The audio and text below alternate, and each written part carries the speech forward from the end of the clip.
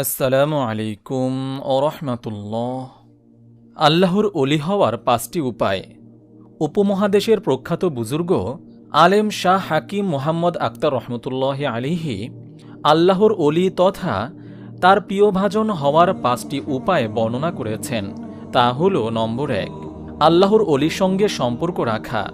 ভালো মানুষের সঙ্গ মানুষকে ভালো কাজে উদ্বুদ্ধ করে এবং মন্দ মানুষের সঙ্গ মানুষকে মন্দ কাজে প্ররোচিত করে। বাংলা ভাষায় বলা হয়, সৎসঙ্গে স্বর্গবাস, অসৎসঙ্গে সর্বনাশ। মানুষ যখন কোনো আল্লাহর অলি ও নিকটবর্তী বান্দার সঙ্গে সম্পর্ক রাখে তখন তার ভেতরও আল্লাহর ভালোবাসা প্রবল হয় এবং তার সন্তুষ্টির পথে চলতে থাকে। পবিত্র কোরআনে ইরশাদ হয়েছে, হে মুমিনরা, তোমরা আল্লাহকে ভয় করো এবং সত্যবাদীদের সঙ্গে থাকো। সূরা তাওবা আয়াত 119। রাসূল সাল্লাল্লাহু আলাইহি ওয়াসাল্লাম আল্লাহ প্রেমী মানুষকে ভালোবাসা অর্জনের দোয়া শিখিয়েছেন। হযরত আবু দারদা রাদিয়াল্লাহু তাআলা আনহু বর্ণনা করেন, রাসূল সাল্লাল্লাহু আলাইহি ওয়াসাল্লাম বলেছেন, দাউদ আলাইহিস সালামের দোয়াগুলোর মধ্যে একটি হলো এই যে তিনি বলতেন, আল্লাহুম্মা ইন্নী আসআলুকা হুব্বাকা ওয়া হুব্বা মান ইউহিব্বুকা ওয়াল আমাল আল্লাযী ইউবাল্লিগুনি হুব্বাক আল্লাহুম্মা ইজআল হুব্বাকা আহাব্বা ইলাইয়া মিন নাফসি ওয়া আহলি ওয়া মিনাল মাইল বারাদ। দোয়াটি আবার বলছি, আল্লাহুম্মা ইন্নী আসআলুকা হুব্বাকা ওয়া হুব্বা মান ইউহিব্বুকা ওয়াল আমাল আল্লাযী ইউবাল্লিগুনি হুব্বাক আল্লাহুম্মা ইজআল হুব্বাকা আহাব্বা ইলাইয়া মিন নাফসি ওয়া আহলি ওয়া মিনাল মাইল বারাদ। অর্থ, হে আল্লাহ, আমি তোমার কাছে তোমার ভালোবাসা চাই এবং যে তোমাকে ভালোবাসে তার ভালোবাসাও প্রার্থনা করি, আর এমন আমল করার সামর্থ্য চাই যা তোমার ভালোবাসা পাওয়ার দরজায় পৌঁছে দেবে। হে আল্লাহ, তোমার ভালোবাসাকে আমার নিজের জান, মাল, পরিবার, পরিজন ও ঠান্ডা পানির চেয়েও বেশি প্রিয় করে দাও।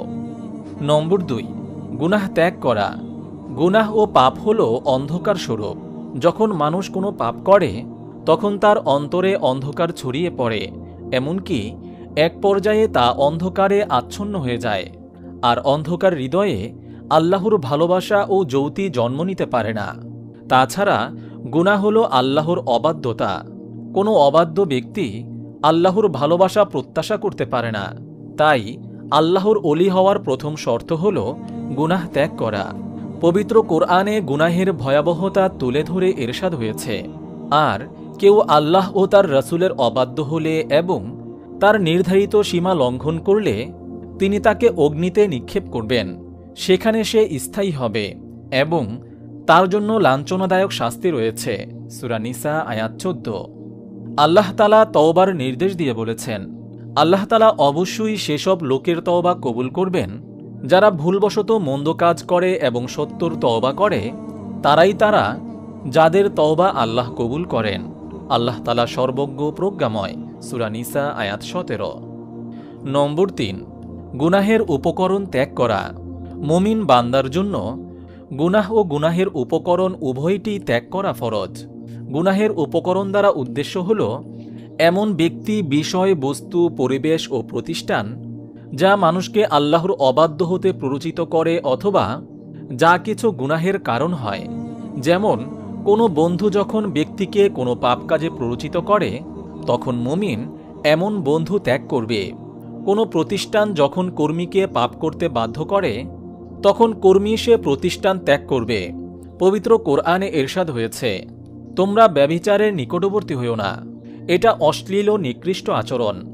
এতিম বয়ঃপ্রাপ্ত না হওয়া পর্যন্ত সদুপায়ে ছাড়া তার সম্পত্তির নিকটবর্তী হইও না এবং প্রতিশ্রুতি পালন করো, নিশ্চয়ই প্রতিশ্রুতি সম্পর্কে কৈফিয়ত তলব করা হবে।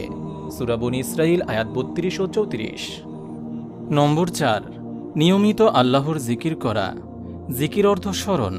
তাসাউফের পরিভাষায় জিকির হল আল্লাহর তাসবিহ পাঠের এমন অনুশীলন যা বান্দার অন্তরে আল্লাহর স্মরণকে সদা জাগ্রত রাখে। আল্লাহর জিকির বান্দাকে আল্লাহর নিকটবর্তী করে দেয়। মহান আল্লাহ তাআলা জিকির নির্দেশ দিয়েছেন এবং তার ফলাফল তুলে ধরেছেন। ইরশাদ হয়েছে, হে মুমিনরা, তোমরা আল্লাহকে অধিক স্মরণ করো এবং সকাল সন্ধ্যায় আল্লাহর পবিত্রতা ও মহিমা ঘোষণা করো।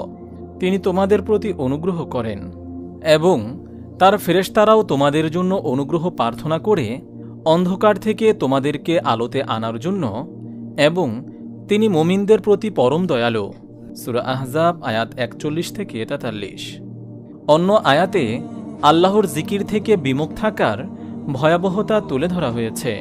ইরশাদ হয়েছে, যে ব্যক্তি আমার স্মরণে বিমুখ থাকবে অবশ্যই তার জীবনযাপন হবে সংকুচিত, আর তাকে কিয়ামতের দিন উঠাবো অন্ধ করে। সূরা তহা আয়াত 124। মহানবী সাল্লাল্লাহু আলাইহি ওয়াসাল্লাম আল্লাহর স্মরণ বিমুখ মানুষদের মৃত ব্যক্তির সঙ্গে তুলনা করেছেন। তিনি বলেন, যারা আল্লাহর জিকির করে এবং যারা আল্লাহর জিকির করে না, তাদের দৃষ্টান্ত জীবিত ও মৃত ব্যক্তির মতো। সহিহ বুখারী হাদিস নম্বর 6407। নম্বর 5, সুন্নতের অনুসরণ করা। আল্লাহর ভালোবাসা লাভের অন্যতম শর্ত হল আল্লাহর রাসূল সাল্লাল্লাহু আলাইহি ওয়াসাল্লামের সুন্নতের অনুসরণ করা।